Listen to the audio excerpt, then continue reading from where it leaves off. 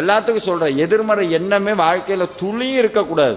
நடக்குமா நடக்காதா சந்தேகம், நடக்கும்டா, நடக்கலையா முருகன் எடுத்துக்கிட்டேன் அவ்வளவுதான், விட்டுரு, அடுத்த வேலைக்கு போயிடணும். சும்மா அதையே போட்டு தொங்கிக்கிட்டே இருக்கக்கூடாது. சில பேர் வீட்டில் ஒரு செத்த எலி இருக்குன்னா என்ன பண்ணுவீங்க? அப்படியே வச்சிருப்பீங்களா? என்ன பண்ணுவோம்? தூக்கி போட்டுருவோம். ஒருத்தன் வீட்டுக்கு வந்திருக்கான், எலி செத்து போச்சு, செண்டு அடிச்சிருக்காங்க, வீட்டை சுத்தி எங்க கிடக்குன்னு தெரியல, செண்டு அடிச்சிருக்காங்க நல்லா படபட படபடன்னு. வீட்டுக்கு வந்து உட்கார்ந்துருக்காங்க. ஒரு அரை மணி நேரம் கழிச்சுன்னு உட்கார முடியல அவங்கனால. ஏன்? நாத்தடிக்க ஆரம்பிச்சிருச்சு. அப்புறம் புரிஞ்சிருச்சு, செத்த எலி இருக்கிற வரைக்கும் வீட்டுக்குள்ள வாசம் அடிச்சுக்கிட்டே தான் இருக்கும். நம்மளுடைய கடந்த கால வாழ்க்கையும் கடந்த கால எண்ணங்களும் செத்த எலிதான். அதை உள்ள சுமந்துகிட்டு இருக்கிற வரைக்கும் நாத்தம் அடிச்சுக்கிட்டே தான் இருக்கும். எப்ப தூக்கி அப்படி வீசுறமோ அப்பவே வாழ்க்கை சந்தோஷமா இருக்கும்.